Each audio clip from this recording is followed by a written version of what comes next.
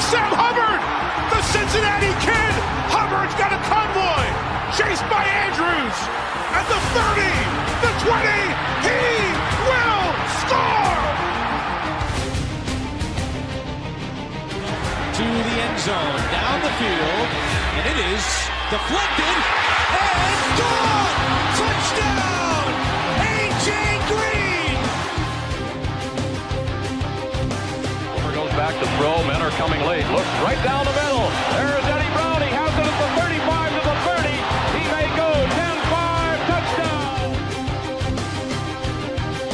Now the Bengals Super Bowl chances rest on his right foot. The kick is up. Yeah. It is good.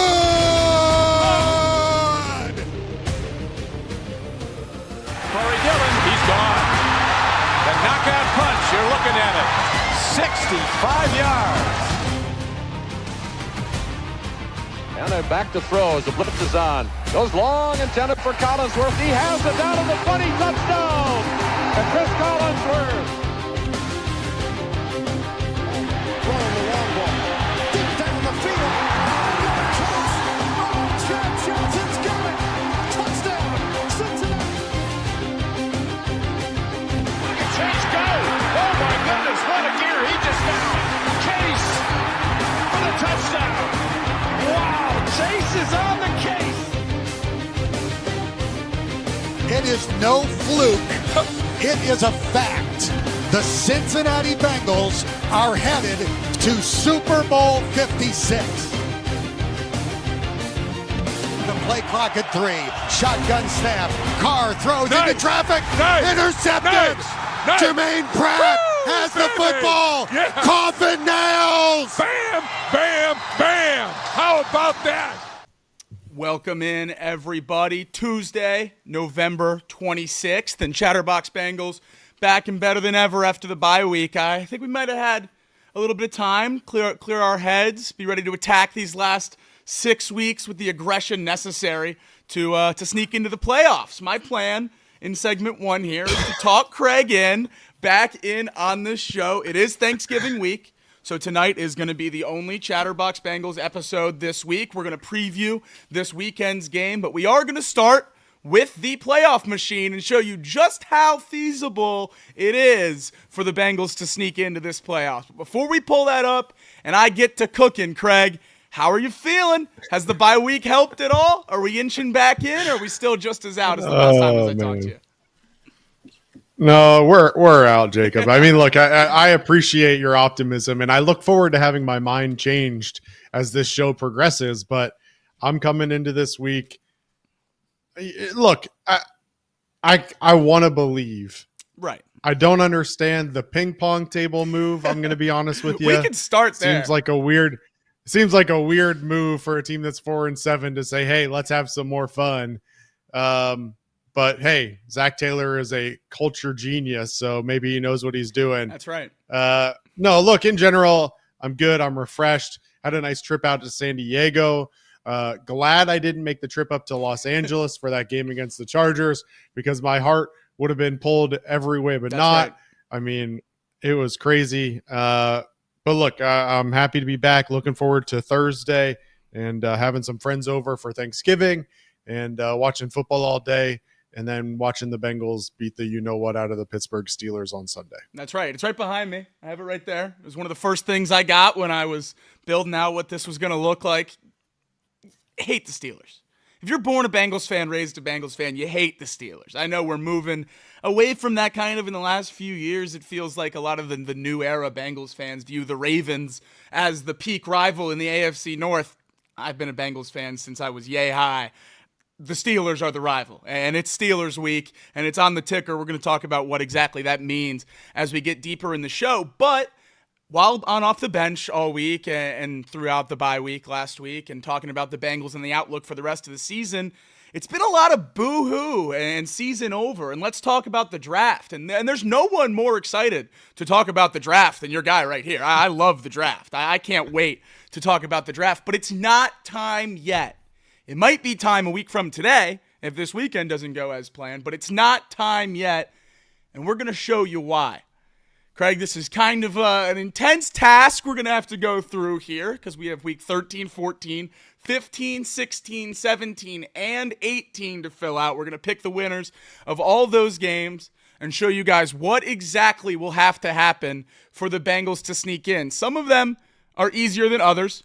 Some of them are super simple. You'll have a lot of games each week where you'll be able to pick the winners relatively easily. And then we'll have the big-time games that we'll have to talk through. And there's one of them right there, Craig. Dolphins-Packers. The Dolphins are going up to Green Bay on Thanksgiving night. And we sold on Off the Bench a few weeks ago that the Dolphins would be a competitor in the AFC playoffs. Well, they're certainly in the mix. And this is a massive game for the Bengals' playoff hopes. Well, yeah, it's a big game, and quite frankly, the Packers are looking pretty good, and the Dolphins, now that they have Tua back underneath center, they've been looking better as well. Here's the difference maker for this game on Sunday is that Green Bay is going to be a high of 24, right. And we've heard over and over again Mike McDaniel and Tua Tagovailoa and their record in cold weather. I like the Green Bay Packers. I like their ability to run the ball. I like what Jordan Love has shown. I'm gonna maybe a little homer here, but I'm gonna pick the Packers to sneak one out there against the Dolphins. I'm with you there, and it's not even a Bengals pick. I won't bet on Tua in the cold until he proves me I should. And maybe he's playing really well since he came back from injury, so maybe this is the week that he changes the narrative. But I'm not going to bet on it. I'm taking Green Bay as well. The other one that certainly affects the wild card matchups, Colts versus Patriots. And the Patriots haven't been any good since week 1 when they beat the Bengals. So I think it'd be wishful thinking to pick the Patriots in that one. A big one down here right below the Bengals game. Both these games stacked up there on the right side of your screen. Big-time games for the Bengals playoff picture. You have Bengals-Steelers. Obviously, we know that the Bengals have to win that game to make this exercise worth a damn. And then Eagles-Ravens, which I know everyone might be rolling their eyes when I'm saying Ravens wins and losses affect this playoff picture, but you have the Steelers and the Ravens both at 8-4. The Chargers 8-4 if we're giving them the win against the Falcons here. The Broncos 8-5 if we're giving them the win against the Browns here. All these teams are so close together. Watching how they all fall plays a massive role for the Bengals. Craig, Eagles, Ravens, two of the teams playing the best in the entire league right now. Which way do you lean on this one? They are playing really well, but I really like the way Saquon Barkley is running the football right now. I mean, he just went for 255 yards. Look, J.K. Dobbins was running the ball pretty well for the Chargers before he went out of the game last night. So I do like Saquon Barkley and the Eagles to be able to eat up enough of the clock. This one will be close, I think. Absolutely. I don't think it'll be as high scoring as maybe a lot of people think it might be. But I do like the Eagles, specifically with Saquon Barkley and his ability right now to run the football between the tackles against this Baltimore Ravens defense to sneak this one out. The two other games that have major Bengals implications that I flipped without asking, Chargers and Falcons and Browns and Broncos. I think the Broncos are playing good enough football right now. It's simple enough to pencil them in for a win against a pretty bad Browns team, sans a snow game against the Steelers. And I guess I should have given more credit to the Falcons when I flipped that right over to the Chargers. The Falcons, the 4 seed in the NFC right now. Would you give them a chance in that game, or is that LA all the way? No, I mean, I think you have to give him a chance. If J.K. Dobbins can't go, it changes For a sure. little bit about what the Chargers want to do offensively. Gus Edwards didn't look anywhere near as good as J.K. Dobbins did early on in the game. He did get the touchdown, but I think he ended up with like 6 carries for 11 yards. So that's a big storyline to watch for the Chargers team as they move towards this matchup with the Falcons and what they can do on the running game. Justin Herbert and Ladd McConkey have very clearly synced up after a slow start to the season for the two of them. I do like the Chargers to sneak this one out against the Falcons, but I wouldn't be shocked to see the Falcons at home be able to take care of business against a banged-up Chargers offense. The Chargers have been a poor rushing offense really all year, which is what we talked about when we faced them just a week ago. And without J.K. Dobbins, I would expect that to trend in even a worse direction. So certainly a reasonable play there, Craig. This week, not as much that has massive implications on the Bengals. Jets at Dolphins. The Jets are a mess. I think it would be a homer pick to pick against the Dolphins there. Everything else this week, other than Browns Steelers, really implicationless as long as we pick the Chiefs over the Chargers here. Right, which I do have the Chiefs beating the Chargers in this one. Look, I think the Chargers are playing well, but the Chiefs just find a way to win every time. The Steelers and Browns is obviously an intriguing matchup. The Browns sneak out a win against them in the snow in Cleveland. I don't know that you're going to get the perfect scenario for the Browns to be able to sneak out another win there. You probably have to give that one to the Steelers. Not crazy to say that maybe the Browns get it, but I think realistically, as we're painting a realistic picture here for the Bengals, you have to give this one to the Steelers. We're trying to keep it as unbiased as possible. That's what we try to do here at Chatterbox Bengals. And as we get into this week 15, completely serious sports talk. That's right. Week 15 is where it really starts to get hairy. You have a lot of games that greatly affect the Bengals and their playoff aspirations. Colts at Broncos, both teams in the playoff mix. Certainly the Broncos, the upper hand there with how they're playing right now. But with Anthony Richardson, you never really know what you're going to get. Sometimes he looks like the guy that was drafted top 5. Sometimes he looks like a guy who should never be playing quarterback in the NFL ever again. No offense to our Colts fans in the chat. I love Anthony Richardson. I think I like the Denver Broncos defense more. It's a pick I can be talked out of, Craig, but I think I would go Broncos on that side. Yeah, as I went through this myself separately before the show, I had the Broncos winning that game. I agree with you. I think Anthony Richardson has just been too inconsistent to really rely on him to be able to go into Mile High Stadium and pick up a win there. Probably lean towards the Broncos at this point. Bo Nix showing that maybe he really can be an NFL quarterback over the last several weeks. So I like them to continue the role that they're on here against Indianapolis, despite the fact that that doesn't help the Bengals. Right. The other game, as we work our way down this line here that has major Bengals implications, the Chargers facing the Buccaneers. The Buccaneers on the outside looking in of the NFC South right now, trying to claw their way back into that divisional race as they get healthy. Mike Evans returned last week. The running back room starting to look a lot better. They looked great last week. It was against the Giants, though. Don't know how much weight to put in that. I think the Chargers have to lose one of these games for us to have a shot, Craig, but I don't think it's going to be the Buccaneers this week. Yeah, I don't know. It may or may not be. I like Baker Mayfield. You guys had a really good conversation about Baker this morning and what his value is in the NFL as it sits today.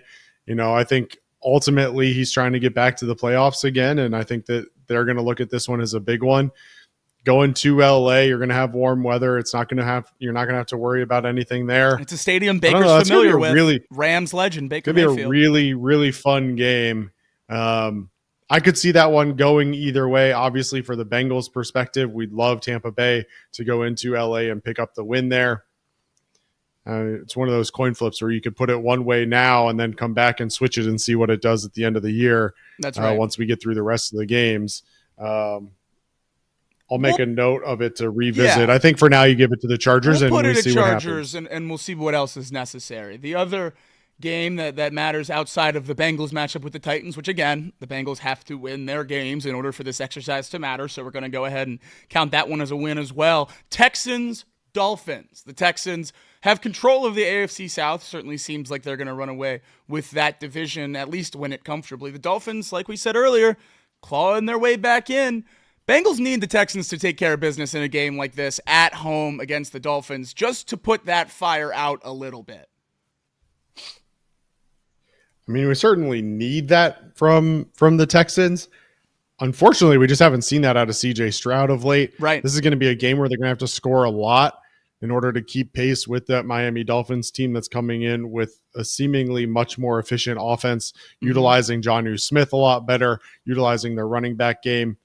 I don't know. It's an intriguing one. Certainly pull for the Texans to keep the Dolphins out of the playoff picture, but I would not be surprised if you see Miami go into Houston and pick up a win there. I'll mark that one down for us to revisit as well. But for now, I think keeping it as the Texans is fine, but don't be surprised if Miami picks that one up. The last matchup on this page that we have to decide, Steelers-Eagles. Steelers, the AFC North leaders at this point, but like I said earlier, a tough schedule down the stretch for them. If they stack these losses, certainly could get in a conversation with the Cincinnati Bengals.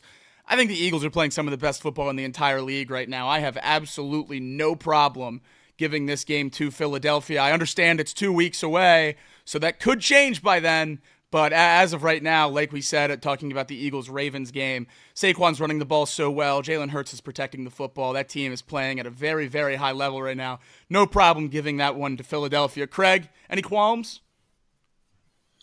No, I think one of the intriguing matchups there, the Eagles lost Darius Slay versus the Rams. So I'm not sure his status, to be honest with you. That's certainly a matchup to watch with him going up against George Pickens, and his status in 2 weeks may play an effect in that. But no, I don't have any qualms right now with the way that the Eagles are playing to say that they could very, very well beat Pittsburgh in Philadelphia.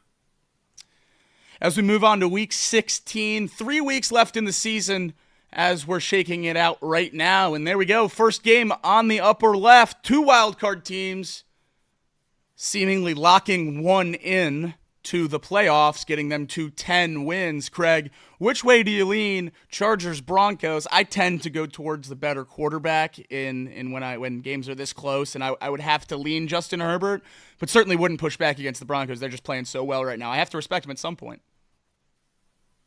Well, I think if you're a Bengals fan, you're probably rooting for LA to win this game, because the last thing you want to do is be in a tie with LA, having lost the head-to-head for that 7 seed. So you're certainly going to be pulling for LA to win this game. I don't know. That Broncos defense is much more legit than I think a lot of people are giving them credit for.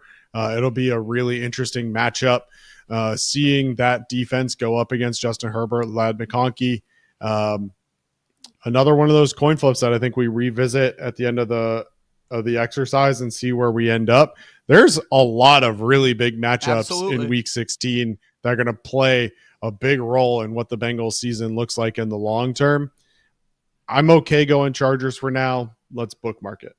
Absolutely. I think as we get down the stretch here, we're going to see just how little the Bengals have of control. I mean, there's so many things that have to break in their direction for their wins to even matter. So we have a lot to root for as Bengals fans as we get down the wire here. And one of them that's going to be weird. And hopefully by week 16, we have a clear rooting interest that'll benefit the Bengals. But I'm looking at that Ravens-Steelers matchup.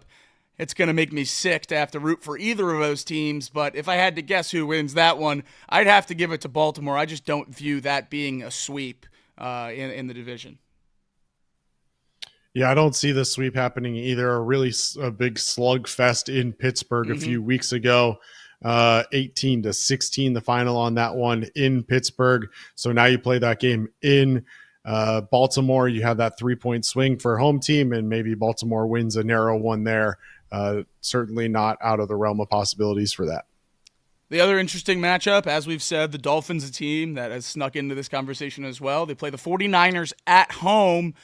I know the Niners haven't looked great lately, but by week 16, getting healthy, still have a chance in that division. Do you think the Niners can win this game, or do we have to give it to the Dolphins? Well, I'll tell you, the way the Niners have looked, I don't really have a way to give it to them. But you were without Brock Purdy this past weekend, which certainly played a key factor in their loss. I think that's going to be an interesting matchup. Can that San Francisco front get pressure on Tua Tagovailoa? Can they stop the run game? Can CMC get going and be the CMC that we have known for the past several years? That would be a good time for him to really get going. If you're a Bengals fan, you got to be pulling for San Francisco to win that one. Absolutely. Absolutely, you have to. And I just have a tough time picking against a healthier San Francisco team. I know they're not going to get back to 100%. Ayuk's out for the whole season, but when they get back to a healthier level, we know what that team's capable of doing. And I think down the stretch, especially if we're rooting for them, I'm going to feel decently comfortable pulling for the 49ers to help the Bengals out if I had to pick a team to root for. Off the rip here, a big one with the Steelers. You need the Chiefs to take care of business. You need the Chiefs to keep winning the games that they're supposed to win. I know that's annoying, but a 15-16-1 Kansas City Chiefs is a good story for the Cincinnati Bengals as we work down this line. Bengals-Broncos, this is the biggest game of the season, Craig, assuming we take care of the rest of our business, because this is the one that could catapult us into a good position. Yeah, and you luck out. You get the Broncos at home, coming into Cincinnati with what will likely be a raucous crowd, assuming that the Bengals have taken care of business up until that point. Crowd's going to be crazy. Will they be able to get Bo Nix off of his game? We see that Fig Newton is going to have the opportunity to get the start this weekend. Can he lock up Cortland Sutton in this Broncos passing attack? A lot of things have to go the Bengals' way. This Broncos defense, as we talked about already, is really stout. But if you're expecting to get into the playoffs, this is the game that makes that happen. And see what happens right what there. You see is as soon as you click that Bengals, they slide into that 6th seed. And that's the game right there. Obviously, you got to take care of business against the Steelers as well. But right, absolutely. We're well down the line now. We've chalked up a lot of Bengals wins. We're down to week 17. We've won all the games. We've taken care of our business, which is a big ask. A lot of people, myself included, keep talking about this Broncos game as if it's next week. We have to remember there's a lot of stuff the Bengals have to do before then. 3 of the 4 games up until that point, they're going to be big favorites in. The game I expected them to be underdogs in, they aren't. They're favored this weekend, as we'll get into later in the show. But this game, as you saw right there, as soon as we clicked on that Bengals B, catapults us into the playoffs. Beautiful to see in that 6th spot for the first time throughout this playoff predicting machine. Browns, Dolphins. The Browns sneak one of these every year. It's in Cleveland. It's going to be cold. It's late in the season. It is going to be cold. It is going to be cold. And Tua doesn't win in the cold. That's what I'm I don't saying. know. Maybe this is one of those games. You're telling me Jameis Winston versus Tua Tagovailoa in the snow, and you're betting on Tua? I don't know. I just saw how fun Jameis had in the snow when he was mic'd up last week. So he was eating W's. Let's see if he eats another one here. We're going to give it to the Browns. Colts and Giants. The Colts seemingly out of it with the way we've shaken it out now. Still big as they're in the mix with the record, but the Giants are a joke. Tommy DeVito questionable this week. Might be Drew Lock finally. As we move to week 18, we're looking to preserve. That's the story right here. Preserve. Because if you look at that playoff picture, the Bengals are in the 6th seed, and the team behind them in the 7th seed is on the schedule. The Bengals now control their own destiny. As soon as they win that game against the Steelers, they are in the playoffs. Very simple, very doable. As we shake out the rest of this schedule, we'll see how that picture kind of comes to fruition. Chiefs are resting starters there. It's really doable, Craig, and I think that's the point of what we were getting at here with this exercise was that it can be done.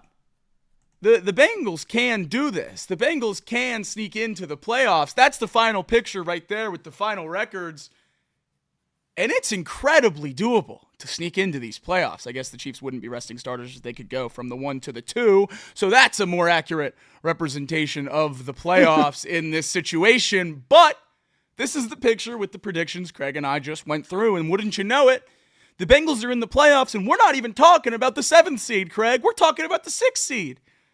And this was with some games that we said we were going unbiased and going with a little bit more. Pull that back up. Does that give you the freedom to change? Does that give you the freedom to lose against Pittsburgh?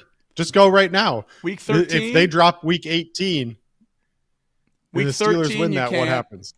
If you lose to Pittsburgh, you're out and Pittsburgh's in. Pittsburgh takes over. Either of these games. Indy it's the is same thing with huh? week 13.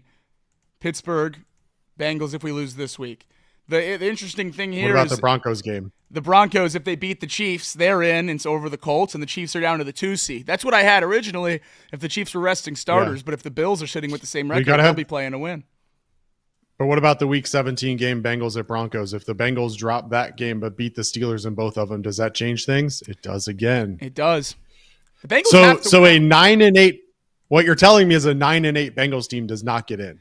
Now, I have seen, based on what we're talking about, I have seen versions of the playoff predictor that have a 9-8 Bengals in as the 7th seed. They have not shown their work.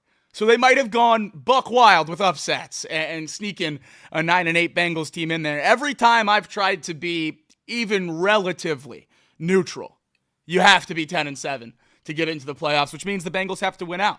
That's exactly where we're at right now, and I think we know where we're at. And I think the coaches and the players all know where we're at. And we know what is going to happen, or what's going to have to happen in front of us to get in. And in all honesty, I have faith in this team if we went out to get in. I don't think there's that much help necessary. If you do get to 10-7, you're going to have a great shot. I think the percentages put us at right about 95%.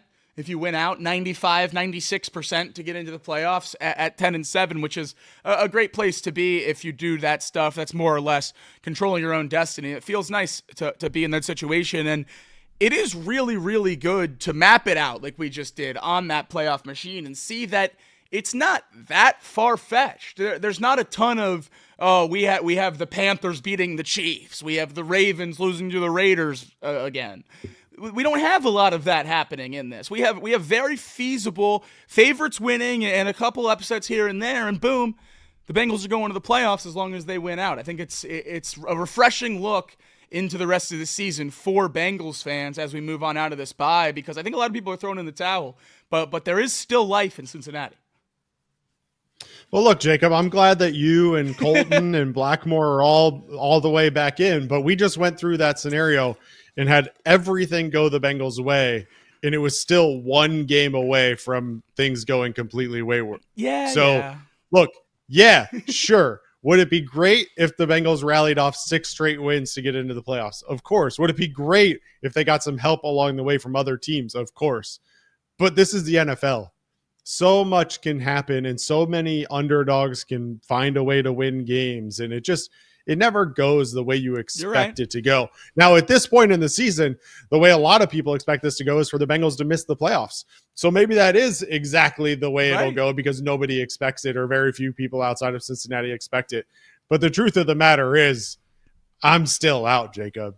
And it's fair, because of what we just went through. You change one game here, one game there. It has to go perfect for this Bengals team to be able to get in. Look, we can pull it back up, and we can go back to week 16 with the Denver and the Chargers and the Pittsburgh and Baltimore. I think we're both on the same page that Pittsburgh and Baltimore at this point, that game matters. With week 16, we gave that one to Baltimore originally. If you give it to Pittsburgh, they sneak in. That changes your flexibility there. You've got the Dolphins and Texans in week 15 that we gave that one to the Texans.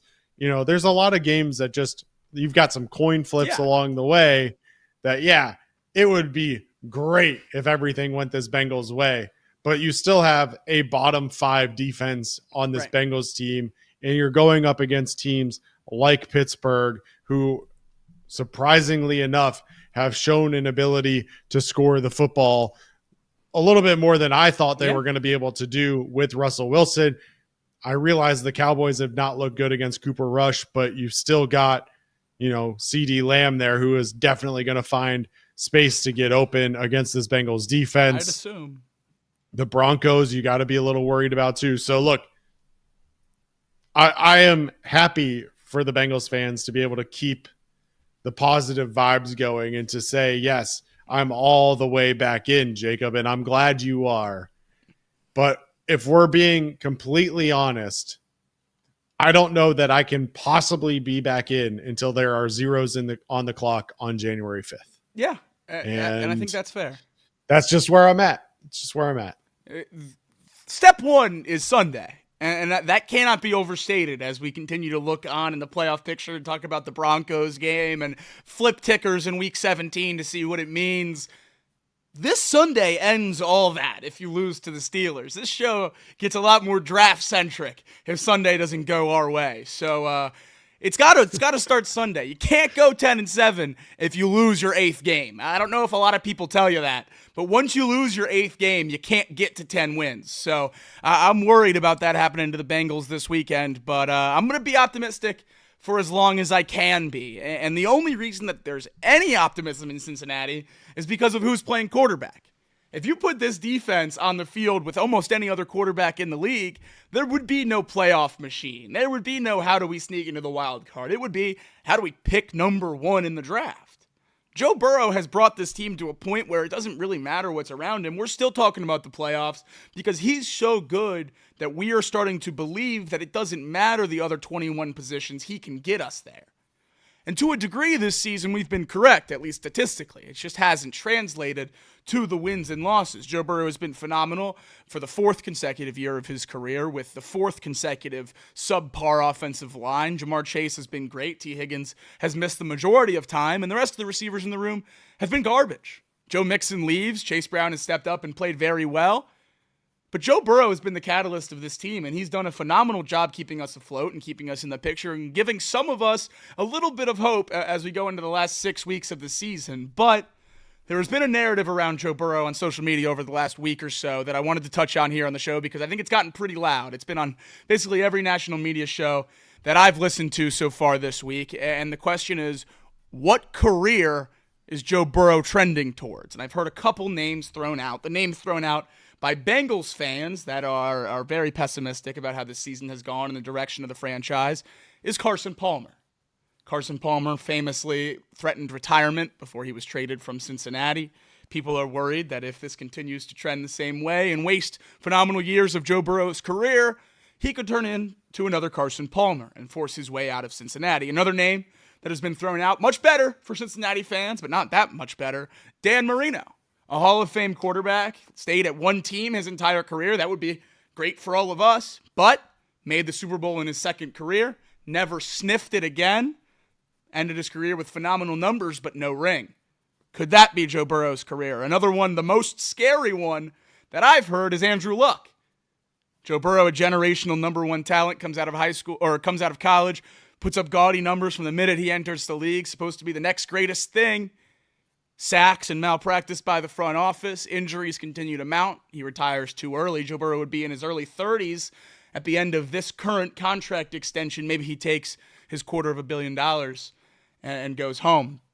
The final and best option for Bengals fans that I've heard a lot of people compare Joe Burrow to, and the one that I tend to fall back on, at least in this point in his career, to still give those of us that believe some hope, and that's Drew Brees. Drew Brees never really had the great defense, never really had the great offensive line, but there was one year where it all clicked together, and Drew Brees was able to hoist that Lombardi trophy, retired with 1 ring, the all-time passing record, the all-time completion percentage record, and really high up there in a lot of other statistics. Joe Burrow currently has the completion percentage record. He leads the league in passing yards this year. He would have broken the rookie passing record had he not gotten hurt. Certainly on pace to put up statistically a relatively similar season if he's able to stay healthy. The one thing missing is that ring. Craig, of those options, obviously Drew Brees, the one with the ring, would be the best option for Bengals fans. Is there any of those that stick out most to you that worries you about Joe Burrow? Are there any of those that you think are crazy comparisons that don't hold any weight? Or is there any that you think is the way that he's trending? I don't think any of them are completely out of the question. I think the Andrew Luck comparison is probably the least likely, just given Joe Burrow's competitive nature and what we've seen, but certainly is not out of the realm of possibility the way this Bengals team has been able to protect him. Now, Joe's been lucky and has avoided any head injuries or anything like that. But, we had the torn ACL his rookie season. He had the wrist injury last year and a fluke injury. So there's other things that could certainly pile up and lead him down the path of Andrew Luck. But Andrew Luck, in the way that he was absolutely bulldozed throughout his entire career in Indianapolis, certainly seems like probably not the route that'll happen. The one that I'm quite frankly most worried about is Carson Palmer. And I think that there are very clear ties between the Bengals and Carson Palmer and what we're seeing now with the Bengals and Joe Burrow. And quite frankly, Joe Burrow went out and signed this contract and he's under contract now for 4 or 5 more years, whatever it is. But at the end of the day, Joe Burrow and that competitive nature is not going to be willing to sit around and continue to be the best player on a team without any sort of support around him, and the Bengals' unwillingness to put pieces around him to be able to support him. If this defense continues to let him down, I wouldn't be surprised for him to say, look, I want a ring. I came to the NFL for a ring. That is my number one goal. And I just don't feel like the Bengals are going to give that to me right now. And whether that means he walks after his contract or he just pushes the Bengals far enough that he wants a trade before the contract ends, I don't know. Doesn't really matter. But the likelihood of Joe Burrow finishing his career in the stripes right now feels like a far-fetched dream to me right now. I agree. And as much as I hate to admit that, I just think that his competitive nature is going to want to take him somewhere where he can win a ring. And until things change in this front office, and really that's what this comes down to, if we're being honest, is Duke Tobin, Mike Brown, and this ownership group. Will they be willing to put the pieces around Joe Burrow? And I don't mean just offensively. Obviously, there have been significant issues defensively that have kept Joe Burrow from reaching the levels that he's capable of as well. But are they going to be willing to invest? And that remains to be seen. And there was some video floating around after the Chargers game of Katie Blackburn unable to watch the game as she turned her back to the game in whatever emotions she was going through in that moment, while then the camera panned to Mike Brown, who sat there completely unbothered. I don't know what the future holds for this ownership group and for Katie Blackburn and for Troy and everything else. But let's say that Katie does want to bring a championship to Cincinnati when she does take over as full-time owner. The then scary part becomes what we've heard from a negotiation standpoint about her and Troy. Mm-hmm. And that becomes an issue as well. And so there's just so many things that stack up against the odds of Joe Burrow finishing his career in the orange and black right now. It's kind of scary, Jacob, to really think about not having the potentially the best player in your franchise history not wanting to finish his career with you. No, and the most frustrating part about this conversation is that we're having it in 2024.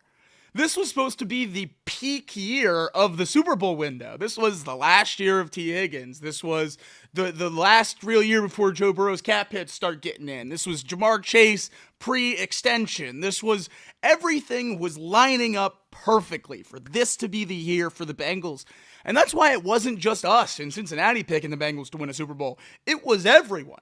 The Bengals were one of the most picked teams to win a Super Bowl across all shows. People believed in Cincinnati this year, and from the jump, we've shown that was a mistake. We lost to the Patriots week 1, and it's snowballed since then. We're asking them to win 6 straight games, and we have a quarterback who's going to break records. He's going to put together a top 20 quarterbacking season in the history of the NFL, and we need perfection to make the playoffs. We need everything to break our way to make the playoffs, and not even mentioning the wide receiver that's going for the Triple Crown. It's insane that this is what's going on, and at this point, watching the teams, the frustration I'm feeling, and I'm not even out there playing at a high level, I can't imagine what Joe's feeling.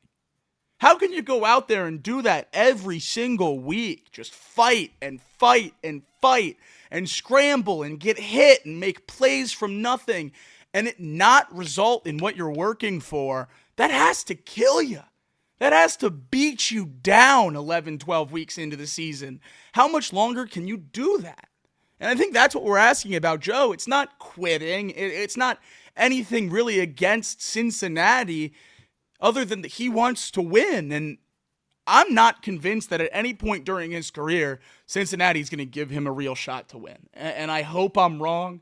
I hope, like you're talking about, maybe the ownership turnover, whenever that does come, makes a change and everything changes the way we operate. Maybe Mike Brown takes this season as enough and goes into the offseason and says, hey, look, I'm 90 years old. I'm going to win right now. I'm going to go commit to trying to win right now. That's something that we're holding our breath and hoping for. So I don't know what it is, but the most frustrating part isn't the possibilities of Joe Burrow. It's that the Bengals franchise has put us in a position where we're talking about the possibilities of Joe Burrow while our Super Bowl window was supposed to be wide open. And that's the most frustrating thing. We had the debate a couple days ago on Off the Bench. Who's more likely to win a championship in our lifetime, the Reds or the Bengals in Cincinnati? And I don't want to necessarily get into the debate right now, but when breaking down the Bengals' chances to win a Super Bowl, my thought process was you have the Joe Burrow career window, and then for those of us that are 20 years old, 30 years old, you're going to get one more franchise quarterback window, if I had to guess, where you have a legitimate chance to win a Super Bowl, and that's it. If the Bengals piss away Joe Burrow's window, you don't have a real shot at winning a Super Bowl. At least you can't put your finger on it.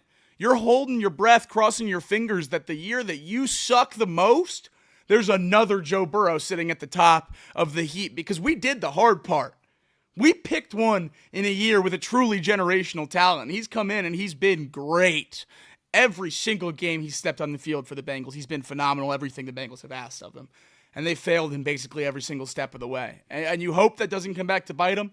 As fans, we can be negative on the front office as much as we want, but at the end of the day, we need them in order to keep us afloat, keep these good players on the team, keep the team in a competitive space. And hopefully this offseason, the ownership's going to commit to doing that. But if they don't, I think the worries about Joe Burrow are going to continue to mount. But this season can still be salvaged, as we just went through with the playoff machine. And that starts this week with Steelers week. I have it behind me. Jamar Chase flipping off Minkah Fitzpatrick. Hate runs deep between these two teams, two of the fiercest rivals in all of football. When I was growing up, this was the biggest rivalry in the NFL. Bengals-Steelers, nothing meant more than the Steelers game twice a year. It was the biggest event in my household, and we have it this week, the first edition of 2024, Joe Burrow versus Russell Wilson. Have you told someone about 5-10 years ago that it was going to be Joe Burrow versus Russell Wilson and an AFC North showdown? I think they would have laughed in your face, but here we are, and it should be a good one. The Steelers are playing good football. Fell to the Browns last week. Tall task for the Bengals to have to gain them back-to-back losses. But Craig, I know you're still out on the Bengals' overall playoff chances, but how are you feeling about this week? I know the Steelers present a unique and tough task, but the Bengals, they've been in games with really good teams.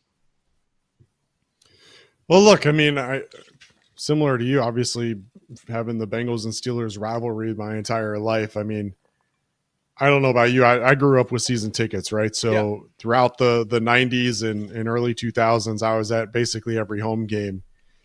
And every week that we've played the Steelers, having those stupid, terrible towels invade Riverfront and invade Paul Brown Stadium just dug deep. And it's not something that you're ever going to really get out of your mind. And the Steelers have, quite frankly, owned the Bengals over the course of this rivalry. 70-39 all time are the Steelers against the Bengals. But look, a lot has changed. And this isn't the same AFC North. You're not going to have Jerome Bettis breaking out his stupid grapevine celebration on you after he pops one for 15 yards by bowling over two different guys. It's just not the same division that we had back in the 90s and early 2000s. And so, the Bengals now have the most explosive weapon in the rivalry for sure in Joe Burrow. And while the Steelers still have the vaunted steel curtain and the defense that has played well and has allowed Russell Wilson and Justin Fields to keep this team in playoff contention, the truth of the matter is that offensively, the Steelers are a bit inconsistent, to say the least, at this point. And so a lot of it is going to come down to, can this Bengals defense stop Najee Harris? Can they stop George Pickens? And can they make Russell Wilson beat you with guys like Calvin Austin and Pat Freiermuth? Exactly. And others on this offense. And that's really what it's going to come down to for me. And it's going to be a big challenge still. Those are two really good players, three really good players with Russell. But what it really comes down to is, zone integrity on the defense, matching up on defense and maintaining your matchups. And you just have to be the more disciplined team. The Steelers have always been good as an organization because they have always been disciplined. They've always done what they're supposed to do, and they've been who they are throughout all of it. And Mike Tomlin is just an extension of Bill Cowher at this point, two very different personalities. But from a winning perspective, the fact that the Steelers have had three head coaches in 60-something years is insanity. No, it is. It's crazy. And people talk down on Tomlin for the 9-8, and I'm a culprit of it as well. So what's going over 500 if you don't win in the playoffs or anything like that? But at some point, it's incredibly impressive, and I'm going to have to give him his flowers. That day won't be today, though, so I don't know what the whole Mike Tomlin love is. He gets to 9-8 every year. He doesn't move on in the playoffs. I'll recognize that when he retires. The Bengals' biggest challenge this weekend is going to be the explosive plays, at least in my opinion, Craig. I'm not worried about Najee Harris beating us in the run game. I'm not worried about Calvin Austin or even throw in George Pickens beating us with a 10-catch, 100-yard game. What I am worried about is George Pickens going deep against a Bengals secondary that hasn't been able to defend against that basically all season long. Josh Newton starting this week, maybe he's the answer. Fingers crossed. That'd be great. But George Pickens, 31, 37, 34, 43, 44. That's his longest reception in the last 5 games. He doesn't take a week off of catching bombs. It's all he does. And with Cam Taylor-Britt being burnt toast every single week, and we know that coming into the game, Josh Newton's going to have to step up, or the safeties are going to have to step up. Geno Stone said earlier this week that if you need to criticize someone on the defense, criticize me. I get paid the big bucks to take the criticism. Geno, have you not been listening to the show? We criticize you every week. I hope he steps it up this week. The safeties are going to have to play at a high level because I have high hopes for Josh Newton. I hope he steps it up and can hold up on the outside against statistically one of the top 10 receivers in football this year in George Pickens. He's 7th in yards. It's a big task to ask for a rookie in his first start, second game of real action. And I don't know how confident I am in holding up against that. But if you can limit those to maybe just one, I'm feeling pretty good about the Bengals' chances. The other thing that is important to note about this Sunday is it's supposed to be pretty cold. Down below 30, in the 20s for this Bengals-Steelers game this weekend. And if you watched the Steelers-Browns game on Thursday Night Football and then heard some of the post-game comments, George Pickens doesn't like playing in anything but pristine weather. So I'm sure he's not happy to hear that it's going to be a little bit chilly in Cincinnati, but maybe that can work for the Bengals' advantage because he said the Browns wouldn't have beat him without the weather. I'll take whatever I can get in order to get a win this Sunday. Maybe the weather can give the Bengals a little bit of an advantage. Yeah, that would be nice. The other matchup, obviously, that you have to watch is TJ Watt against this offensive line and what they're going to be able to do up against him. The offensive line, quite frankly, has done pretty well when they've gone up against the elite pass rushers like TJ Watt, Max Crosby, and others. They've done fairly well. Can they continue that trend, and can they hold TJ Watt in check? TJ Watt in 13 games in his career against the Bengals has 37 tackles, 12 sacks, 1 fumble recovery, 2 interceptions. He's a guy that you've got to keep in check as well. Joey Porter Jr. has developed into one of the better corners in the league. He's played really well. What can this Bengals offense do to get other guys open who aren't being blanketed by Joey Porter? My guess is that he'll stay on his side. He probably won't chase Jamar Chase. But, the Zach Taylor and Dan Pitcher have to know that, and they have to use that to be able to get the matchups that they want in order to take advantage of that. And so, that deep ball is certainly a threat. We saw Devontae Smith with the Eagles go deep and score a touchdown against the Bengals on blown coverage. We've seen blown coverage multiple times. So this is a defense that's going to have to absolutely step up and keep this offense in check. I worry a little bit, though, about, just the Steelers pounding you over and over again with Najee Harris and then going with the deep ball, right? So, if you can keep Najee Harris in check, then maybe that deep ball isn't quite as powerful as it may be. The other piece that I've been kind of keeping my eye on, if I'm being blatantly honest, is Pat Freiermuth.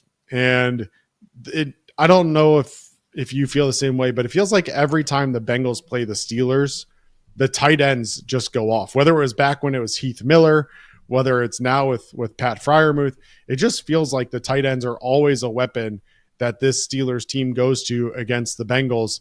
Pat Freiermuth had been in a bit of a slump going into this past weekend against Cleveland. Did have 4 catches for 59 yards against Cleveland. It's the first time in 4 weeks that he surpassed 20 total yards in a game.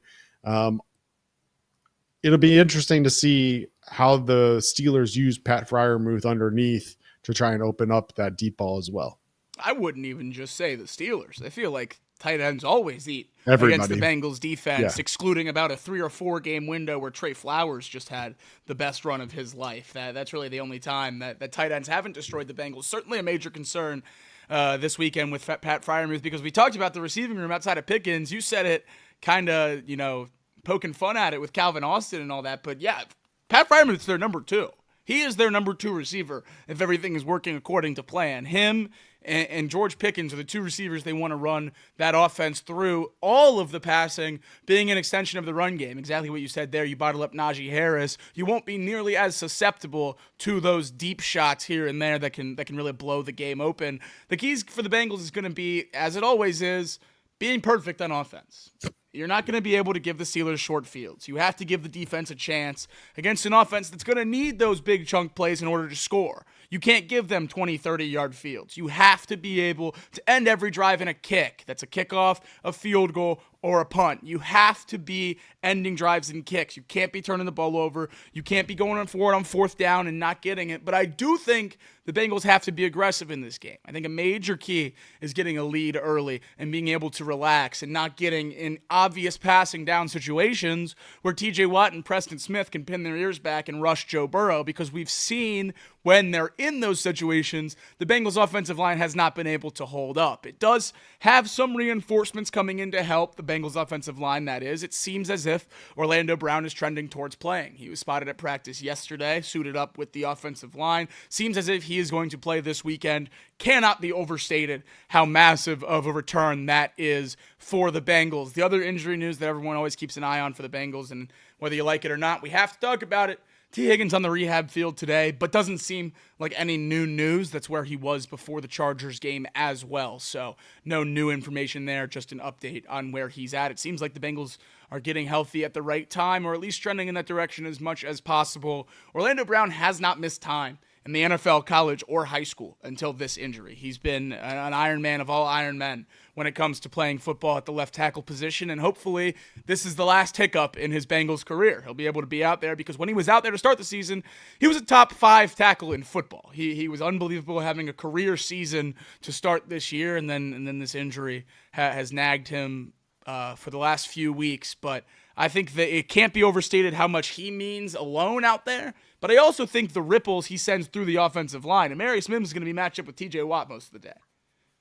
Taking a little bit of the pressure off the interior with Orlando Brown out there being able to go one-on-one is going to be able to help Amarius Mims a little bit, and also have those interior guys help out with each other. I mean, Cam Hayward, though he might be 40, still in the middle of that Steelers defense, and he's tearing it up, still playing at an incredibly high level. We could talk about the Steelers defense all day. We know what it is. Every time the Bengals play the Steelers, at least in this iteration of the Bengals, it seems to be the same storyline. Who will be able to do it better, the Steelers defense or the Bengals offense? And that is the matchup that determines the game. It's not the Bengals defense. It's not the Steelers offense. It's who can slow down the other team's superior side of the ball. So lopsided, both of these teams. It seems like the Steelers offense is making up a little bit of ground, catching up to where that defense is, which is what makes them such a scary team, leading the AFC North right now. We went through the playoff predictor and had them out of the playoffs, and that starts on Sunday. Not today. That starts Sunday with the Bengals getting the win. It couldn't get much bigger than this one, Craig. I'm kind of glad it's the Steelers. Yeah, an interesting note, because of the way the schedules have shaped up and obviously injuries, Joe Burrow hasn't played the Steelers in over 2 years.